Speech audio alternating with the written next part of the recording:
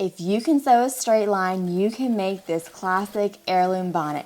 It takes about 10 minutes, only 2 materials to buy, your edging fabric and some ribbon, and no pattern. Let's go.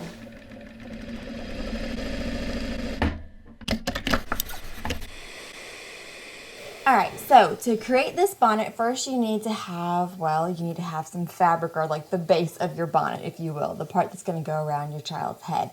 This is some Swiss edging. It's called edging because it has the edging that is done for you, which is part of this bonnet that makes it so easy to do. So this is Swiss embroidered flounce.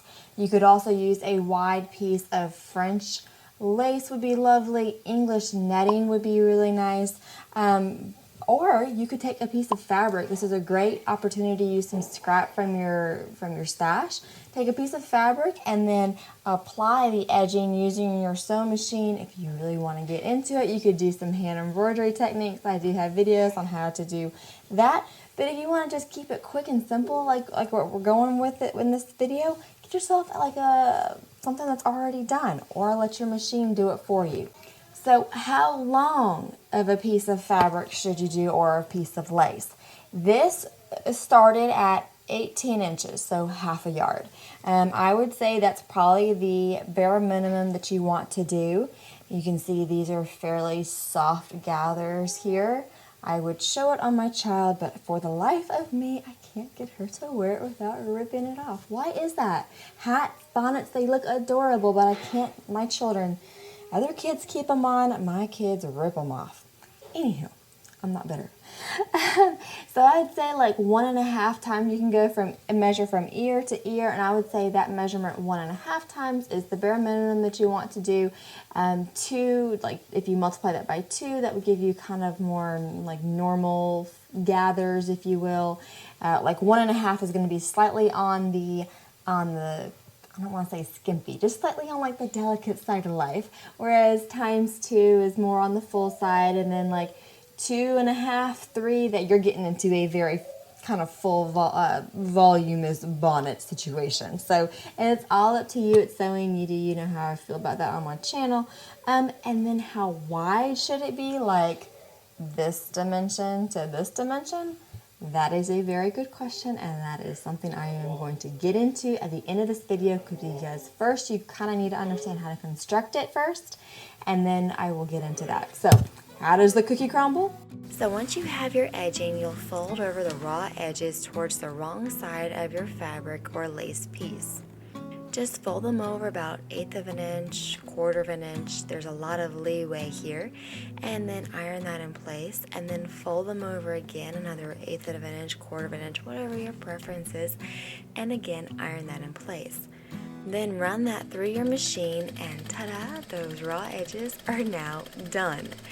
And you are almost done with this bonnet. No joke, it comes together in a hurry. So now to join your bonnet, there are 2 easy routes to take. One of these routes is to put 2 rows of gathering stitches in at the end of the bonnet. And when these threads are pulled on, you can see how the bonnet comes together in the back, kind of to create like the circle shape. And then your bonnet comes to right together. Now if you go this route, you can enclose those raw edges with a bias strip of fabric, like a bias band or what have you. Now the other method, and the method that I'm going to take in this video, so let me remove those gathering threads, is to fold over that raw edge once, iron her down in place, and then twice, and iron that in place. And with this method, we're going to be creating a casing. So the casing can be however wide you need it to be. I'm going to make mine about 3/16 wide, since I am going to insert a 1/8 of an inch ribbon, and having it like a hair over helps that whole process out.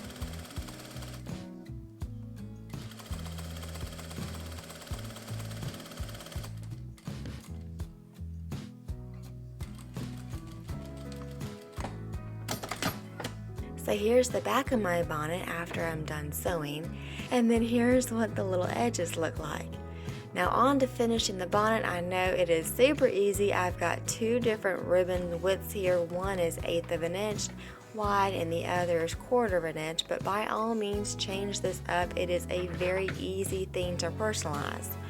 So I use a safety pin to feed the 1/8 of an inch ribbon through the casing in the back, and that draws up the back of the bonnet into, again, that circular shape.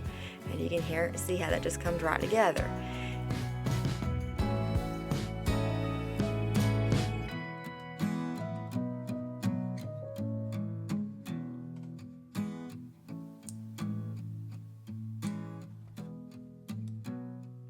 And then I use the 1/4 inch wide ribbon as the ties.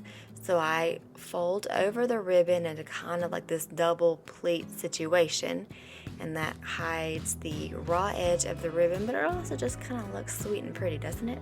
I don't know, I think so.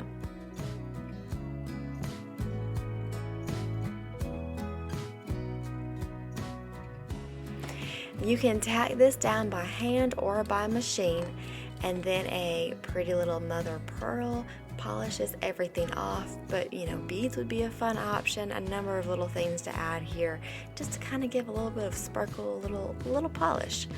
And now that you have a bonnet, what width flounce or fabric or what have you, what width do you need in order to make this bonnet? That's a good question.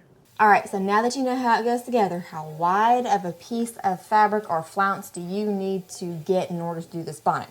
Well, I have a model whose arm is ripped off. That's not nice.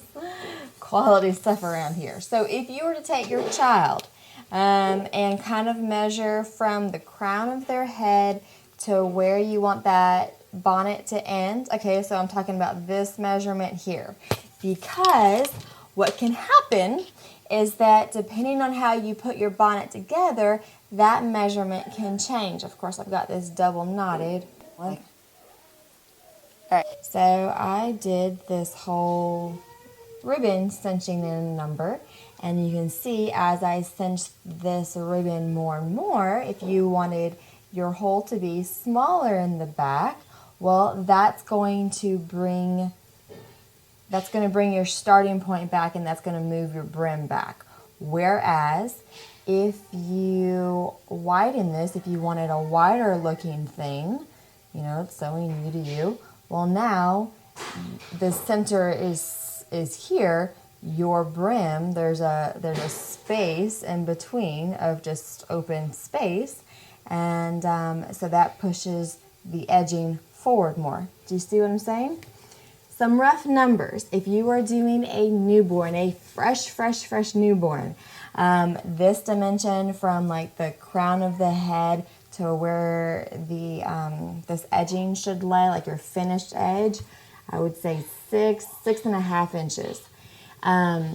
Around a year, I would say about 7.5. And then I actually just measured my 4th child, who's almost a year. And the 3rd child witnessed it, and of course she had to have her head measured too. So you're going to get a bonus measurement here. She is 2.5, and I would do an 8 inch. So it doesn't really increase that much, right? It kind of, that first year it expands quite a bit, that whole head thing.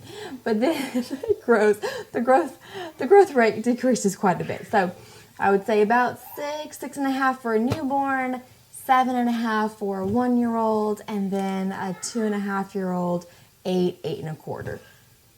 I hope you guys enjoyed this video. If you have any questions, put them down in the comments below, and I will do my best to answer them. Go check out Easter. This is my 4th child's Easter bonnet. Go check out how I did her dress. Her dress was a double pleated number. Like I did 2 fabrics, smocked them together, pleated them together. Go check it out. Thanks, guys.